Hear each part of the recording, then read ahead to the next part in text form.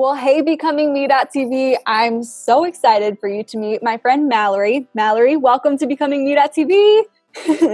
So a fun fact about Mallory and I, we literally were just talking about this. We were introduced to each other through a book launch like years ago. And then she's been a part of the BecomingMe.TV community since day one, literally. So it's really cool. And I'm excited and honored that we get to share her story today. So Mallory, to kick it off, like, who is Mallory? That can be a loaded question, but I'll try and simplify it. I'm 25. I am the youngest of 3 girls. I was raised by a single mom for most of my life, so it was a really fun household. I grew up on the beaches of North Carolina, so beach is like my favorite place in the world. Mm-hmm. I love college football and basketball. Oh, yeah. Get me started at NC State and will not stop.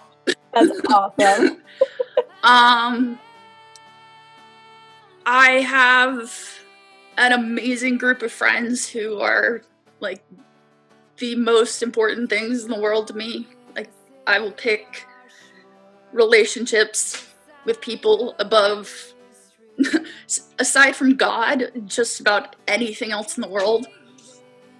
And I'm really not spontaneous at all. Like, I have notes so I can remember what I want to talk about, so I don't forget anything. I was like, I need to write things down. I do too, so I'm with you, girl. Yeah, I'm horribly sarcastic. I say things at the worst possible times a lot of time, but I mean well. Yeah. That's awesome. That's about it. I love it. That's really cool. Well, you know, I have had the privilege of, you shared your story with me a long time ago. I think right when we did the first Your Story Matters series, I remember you sent in, and I've been able to read and follow your story for a couple years now. And so I'm excited for you to share your story with Becoming today. And why don't you just unpack your journey and what's made Mallory who Mallory is today? Okay. So I grew up going to church basically from birth. Like, I was baptized in the Methodist church as a baby. I have pictures and I have a Bible with my name engraved on it. All of that stereotypical Southern Christian good stuff.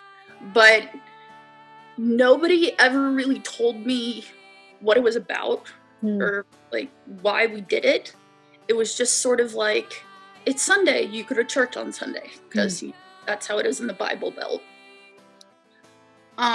So all I ever really knew was, oh, there's a God in heaven who loves you, which to kids sounds great. So when I was 6, my dad was diagnosed with leukemia, and my dad was my favorite person in the whole world. And because all I'd ever heard was, there's a God in heaven who loves you, I thought that meant I was going to get to keep my dad. So when my dad died 2 days after my 7th birthday, I've decided I was done with the whole God thing. You can't really explain to a heartbroken 7-year-old that the God who loves her just took away the most important person in her life. So I was like, this has got to be crap, basically. But my mom wanted my sisters and I to keep going to church because she thought it'd be good for us. My older sisters fought her on it, and so I just decided to go along with it to try and make things easier for her so she'd have one less kid to worry about. but it never meant anything. I just sort of went through the motions. And so I got to middle school and I joined the teen worship band because I like to sing, and I went through confirmation because everybody else was. But I just did it because I was supposed to, or I thought that that's what I was supposed to do, and because I wanted to be included. I grew up in a really small town, so the kids that I went to church with were the same kids I went to school with. So I just wanted so desperately to be included in that group that I felt like that was the way for me to be included. Well, around that time, my middle sister, she has some mental illness, and this was around the time when things started getting really bad. And between that and my oldest sister started getting kind of rebellious, and my mom had pretty severe health issues, so my family sort of was falling apart, and I was thinking, like, a good God wouldn't let this be happening to my family. Like, I just couldn't rationalize it in my head. So I get to high school, and I'd always dealt with some bullying because I'd skipped kindergarten, so I was a year younger than everybody else, and I was the nerd. But when I got to high school, it got really bad because that was when my health started getting really out of control, especially with my seizures. So I was having people pretty much every day, even people that I didn't know, they would come up to me in the hallways at school and tell me to kill myself. I had one friend, and he would get harassed if people saw him talking to me. But luckily, he was confident enough that he was like, I don't care. I like her. Go away. But he was 2 years older than me, so when he went to college, I was left without anyone. And my sophomore year of high school, I got kicked out of my hometown church that I'd been going to since I was 4 because people were convinced that I was faking my seizure disorder for attention. And that started a really bad spiral into depression for me. So I was contemplating suicide on pretty much a daily basis, but the only thing that really kept me from not trying anything was that I just didn't want to let them win. It's like, you want me to kill myself? That's the last thing I'm gonna do. So I basically just made it through high school by the skin of my teeth. But by the time I graduated, I was like, I have a scholarship to college. I'm getting out of this town. Like, I can move on from these people who've made my life so hard for so many years. Well, 5 days before I was supposed to move into my freshman dorm, I found out that I had to have emergency brain surgery. Wow. And they said that if everything went well, I'd still be back at school by the time classes started. But that one surgery turned into 6 over the span of 10 weeks. And I ended up losing my first semester of college. And I vacillated between being devastated and absolutely furious. Because it felt like there had to be, even though I didn't think I believed in God, it felt like there had to be some higher power just torturing me. So I spent a total of about 7 weeks in the hospital that fall, And I remember so many nights that I would just lay wide awake in bed saying, like, why don't you just kill me and get it over with? Because I was so tired of fighting. So many of those surgeries, I barely made it out of the surgeries alive. So I was like, what's the point of doing this to me over and over again? And the hospital I was in was Duke University, which is a Christian university. And so a lot of the nurses that worked there were Christians, and they had hospital chaplains that would walk around regularly and visit patients, and they would always try and talk to me about God's plan and all of this. And I quickly learned that the fastest way to get them to stop talking to me was to make them think that I believed them. So I became a really good liar because I just wanted them to shut up. I did not want to hear it, but I didn't want to be rude. So I just I made them think that I believed them so that they would go away faster.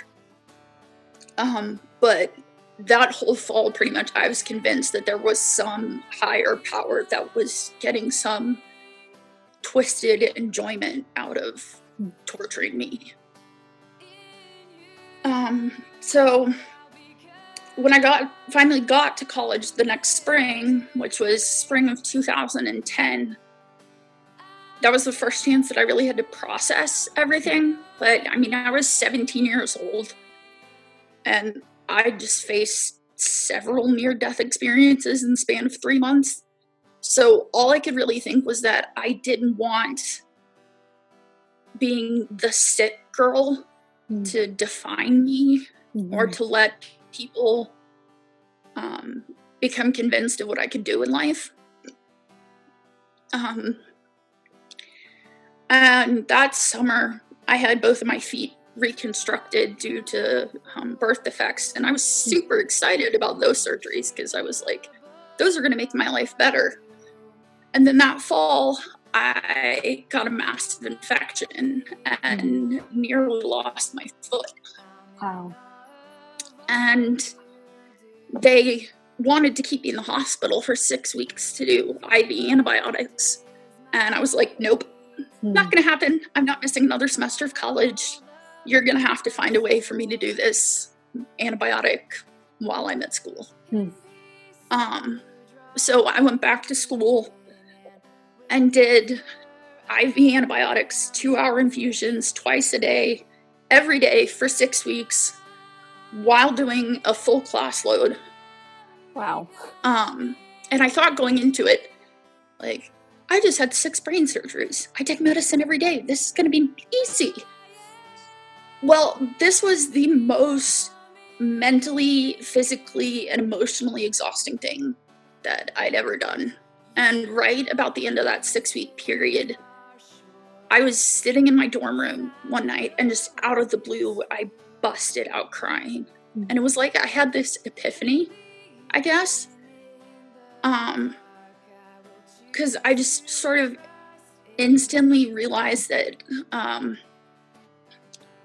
God wasn't torturing me, that God was the reason I was still alive beyond all medical explanation. Because if doctors had had the final say, I would have died like 4 times in the past year. And for some reason, I was still alive. And so that there had to be a reason for that. And I also just sort of knew that there had to be a God in control, because if I kept pretending that I had things in control and I could take care of myself, I was going to kill myself whether I intended to or not, because it was crushing me. So I started praying for the first time in years, and I just said, God, will you please show me that there's a reason for this? That all of this pain and all of this sadness wasn't for nothing. So fast forward 3 months to February of 2011, and a band comes to play a show at my university, and I end up having lunch with them. And just through like natural conversation, I end up telling one of the guys in the band, his name's Bruno, my entire life story.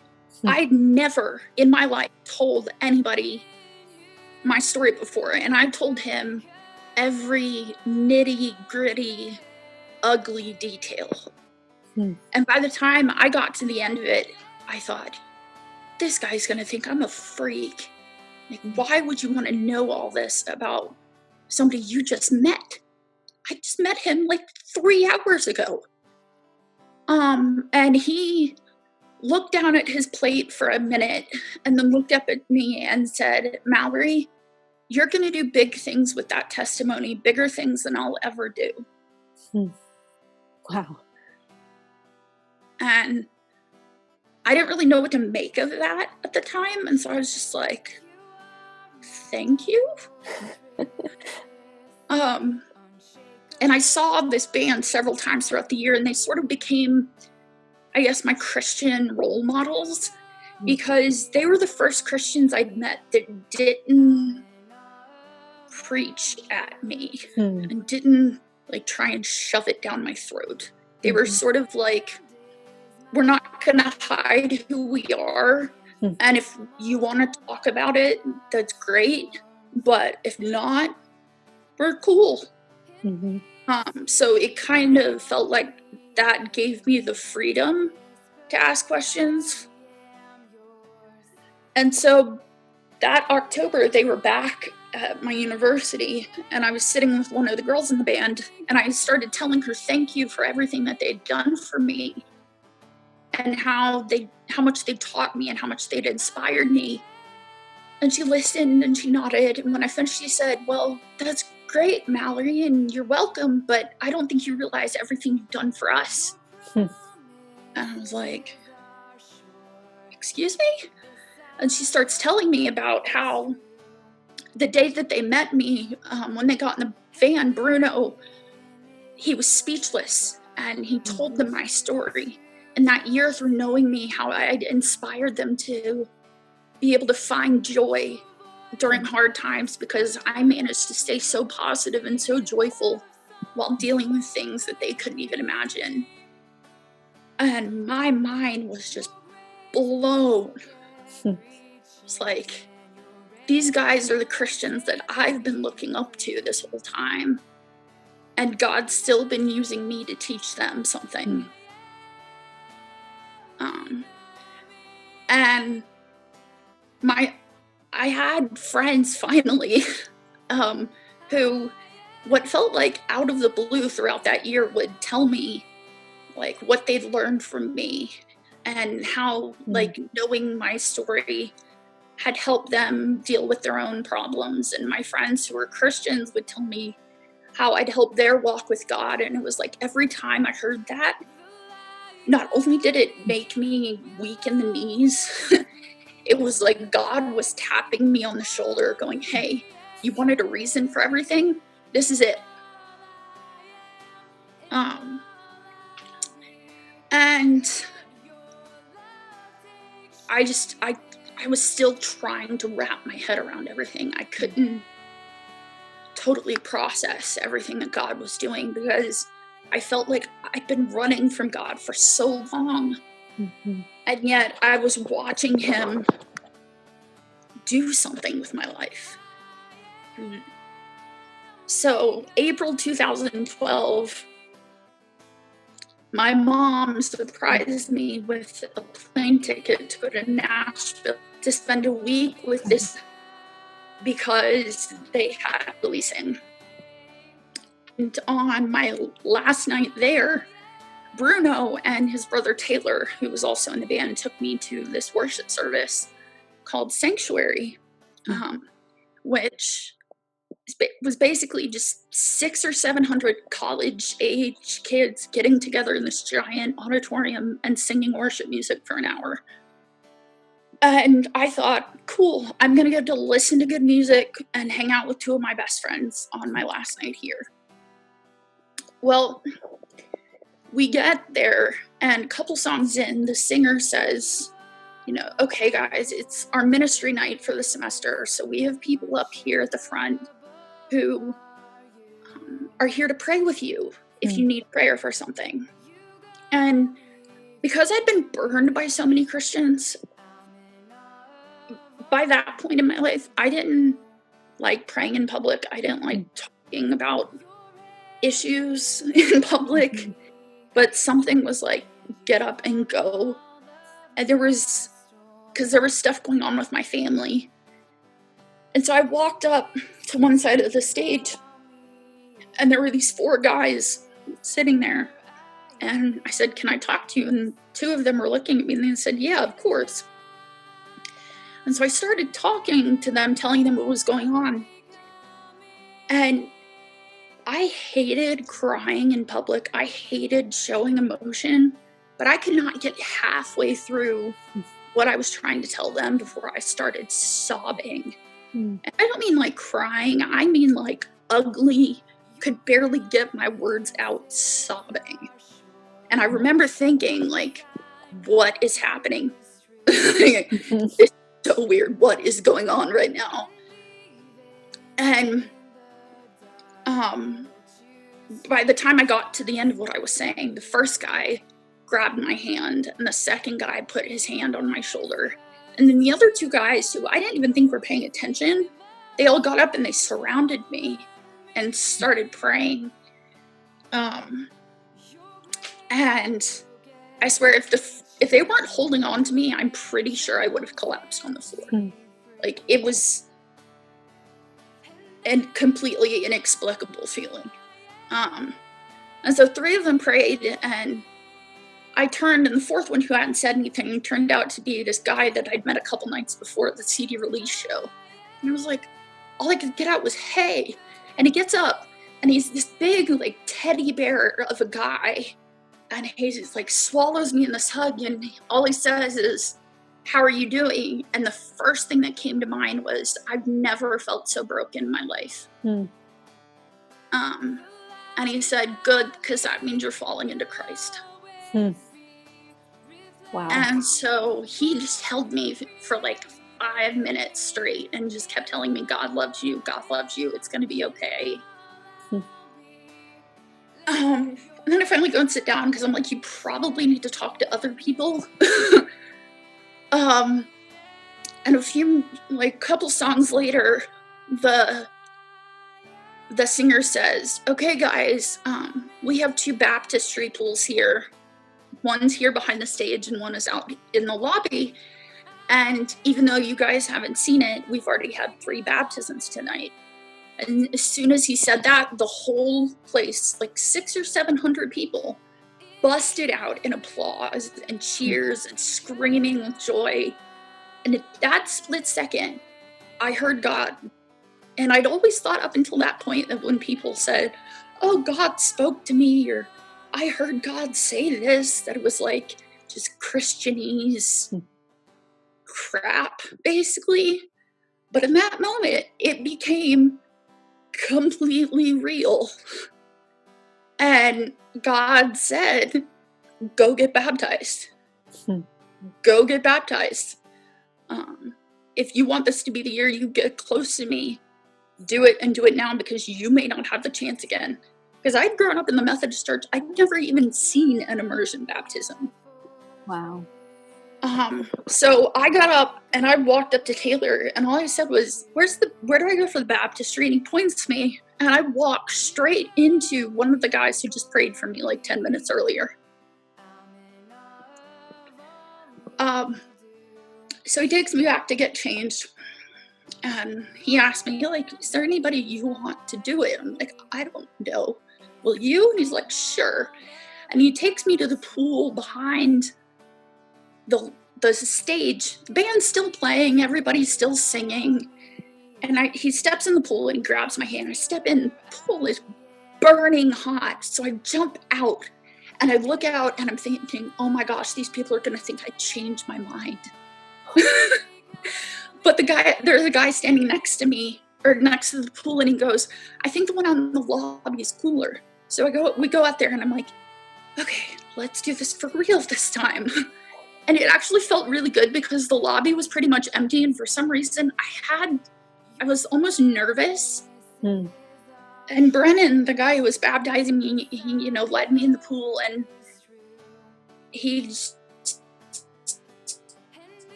explained to me, like, let water be clean. You're gonna have a fresh start. You're gonna have the same righteousness as Jesus. And he took my glasses off, and I am basically blind without my glasses. So it's always freaky when people take my glasses off. But when I remember opening my eyes as he pulled me up from the water, because I wanted to see everything, because I'd always heard, the world's going to seem brighter when you get baptized. And again, I was just Christianese, but no joke, that lobby actually did look brighter. I was like, what is happening? And so he gets me out of the pool, and I'm shaking, partially because I'm cold and partially because I'm in shock. And he's walking me across this big lobby, and we're in the middle of the room, and this girl takes a running bolt, runs up to me and goes, "Hi, I know you don't know me, but I just want to tell you congratulations. I'm so happy for you." And gives me this hug. And I'm just like, because I'm still in shock, so I just pat her on the back. And Brennan, as he's walking me back into the auditorium, says, "How are you feeling? What are you thinking?" And words literally would not come out of my mouth, which I don't know if you've noticed does not happen very often for me. And so he leads me back up on stage, and he lifts my arm up in the air like the winner of a wrestling match almost. And when he does that, the whole room busted out in applause again. And that was when it sunk in, like, oh my gosh, that really happened. Like, that really happened. And that night, the rest of that night, every single person, because they'd seen me on stage, knowing that I was one of the people that had gotten baptized, they hugged me, or they congratulated me, and they patted me on the back. One guy told me how brave I was, and I was like, that was not me, but thank you. And it was so mind-boggling to have this group of Christians that knew nothing about me, because I wasn't even from Nashville, who just took me in and made me feel at home. Because my last experience with Christians was the church who kicked me out and said, "We don't want you here."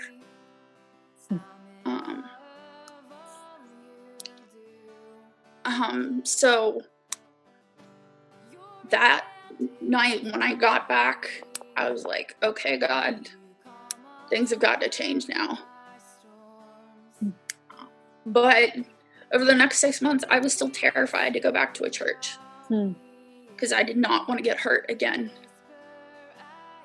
But that fall, a friend of mine had kept trying to get me to go to church with her, not like a nagging sort of way. She just kept putting it out there, waiting for me to say yes. And one day I was listening to this online sermon, and the preacher was talking about how God asks you to lay things down so you can pick up something better. And when I finished that sermon, God said, lay down that fear. Lay down that fear of being hurt by another church. And so I picked up the phone and I called her and I said, will you take me to church with you on Sunday? Wow. The second I walked in the auditorium, the band started playing a song that I heard for the first time the night I got baptized. Wow. Like, okay, God, I see what you're doing.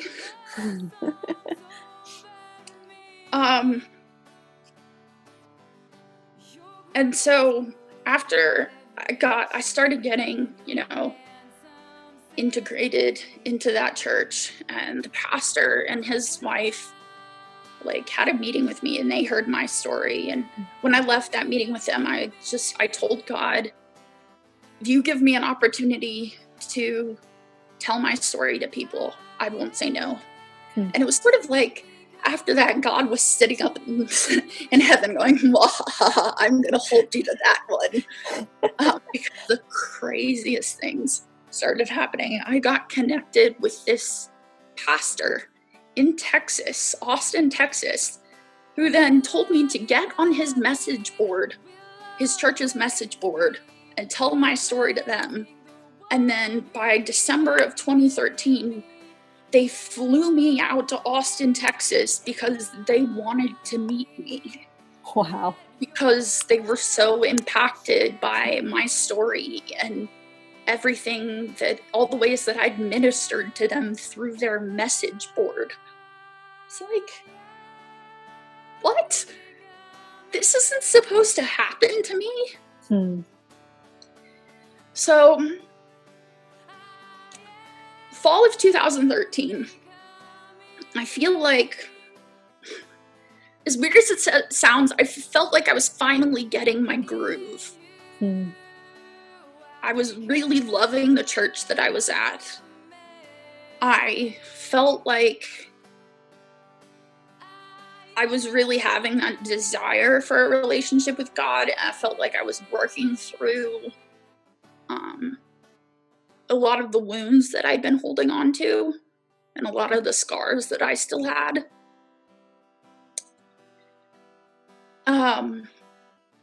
And in September, in the span of a week, 2 really cool things happened. One, I joined a religion class to run a Twitter account for them. I had a double major in college, so I didn't get to take a lot of electives.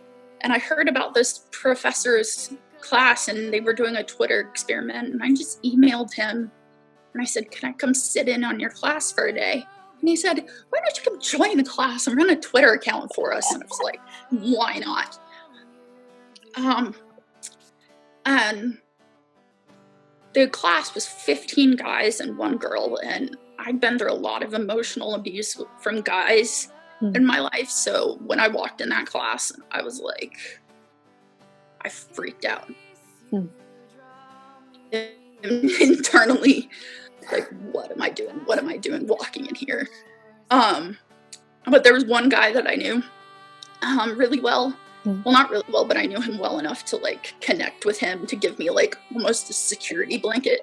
I was like, I'm going to stay with you because I know you're not mean. And he was on my university's soccer team. And so I went to a game to see him play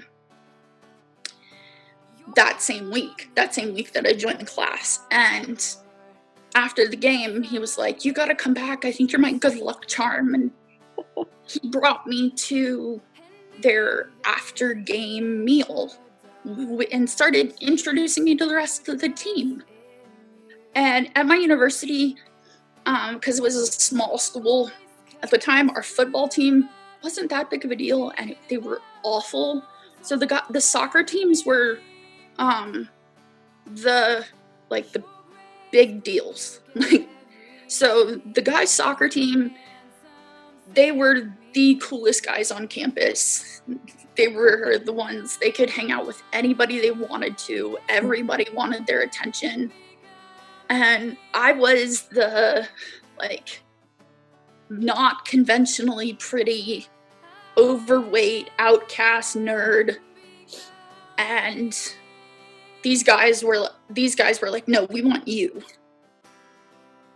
And again, my mind was like, this isn't supposed to happen for me.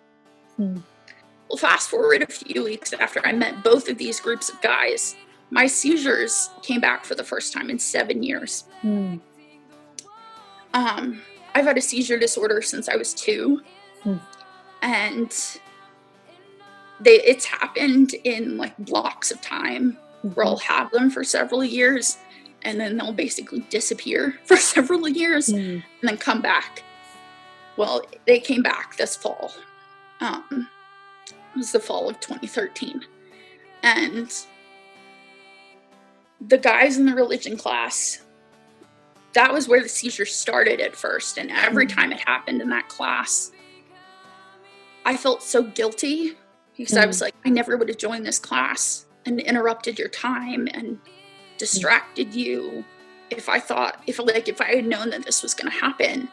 And every single time it happened, they were like, no, we're glad you were here where we could take care of you, instead of you being off somewhere by yourself where you could get hurt. Like, they didn't so much want to thank you. They were just like, we're glad to be here.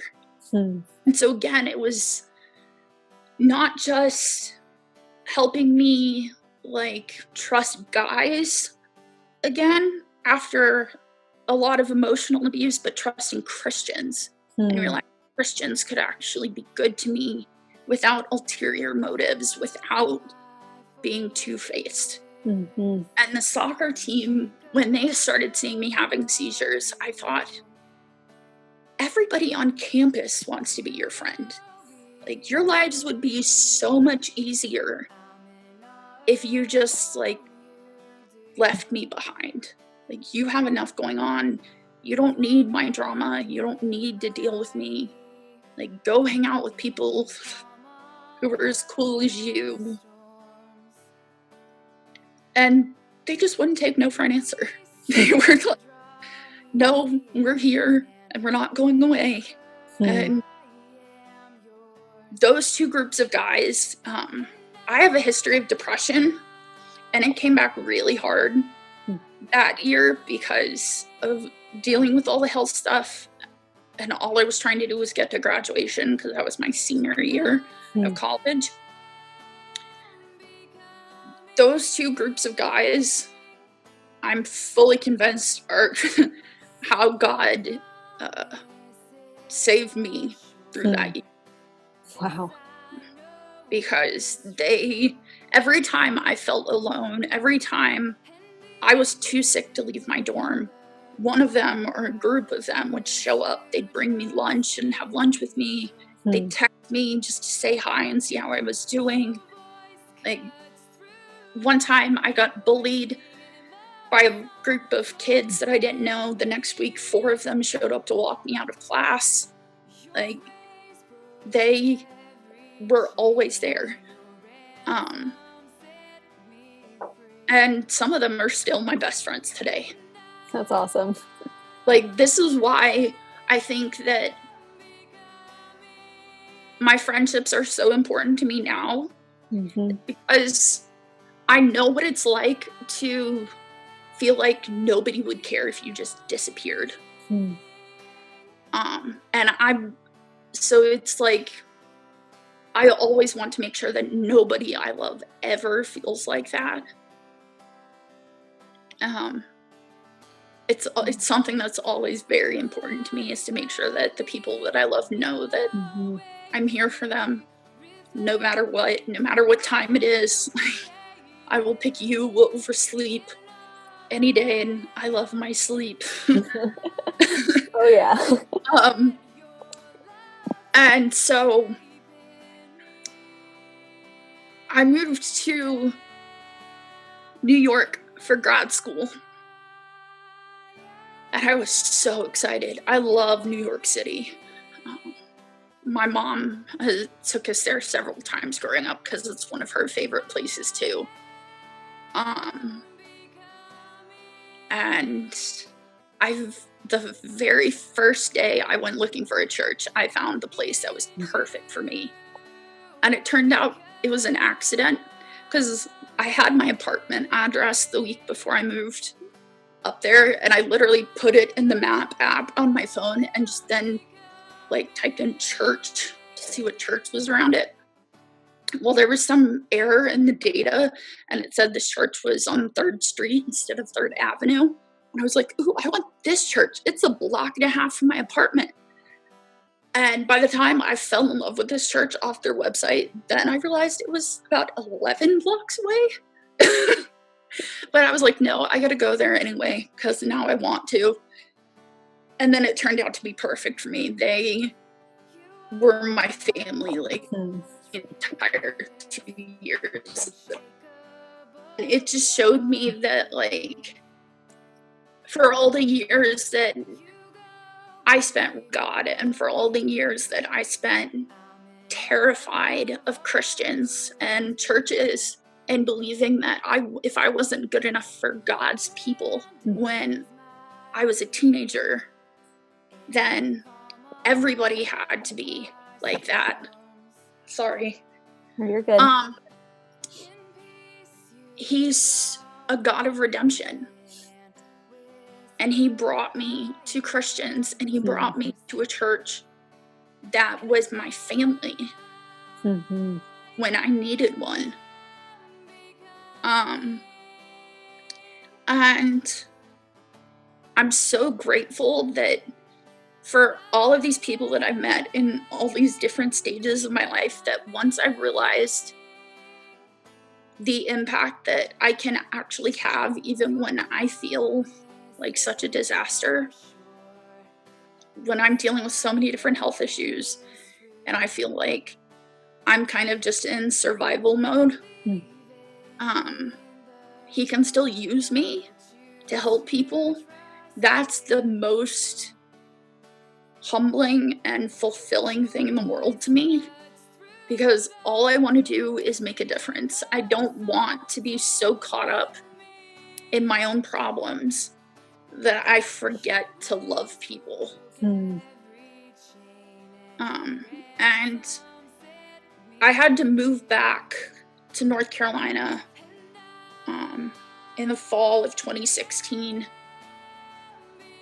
for financial and health reasons. So I've been back with my family, and it's been complicated, especially because like I don't have a church around here.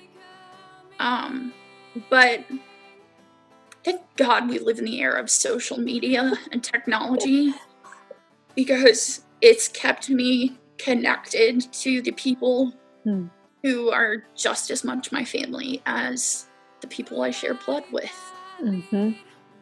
They're the ones I can talk to about anything. Yeah. That's awesome. That's awesome.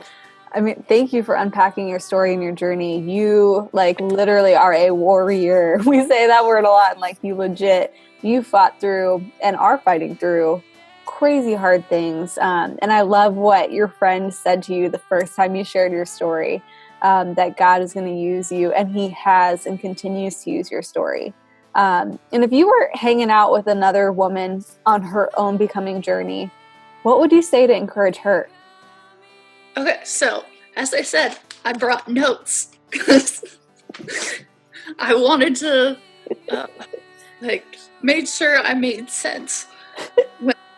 And there were two things I realized that I really wanted to focus on. And the first one is, don't be ashamed of your story, and don't be afraid to tell it.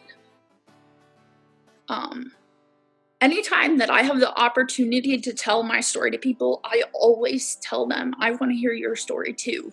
And so much of the time I hear, oh, my story is not nearly as cool or big of a deal as yours, or it's not really that interesting, but I can tell you anyway. And I'm like, I want to hear it. Your story is just as important as mine. Like, God does not love me any more than he loves you just because he gave me this crazy life story.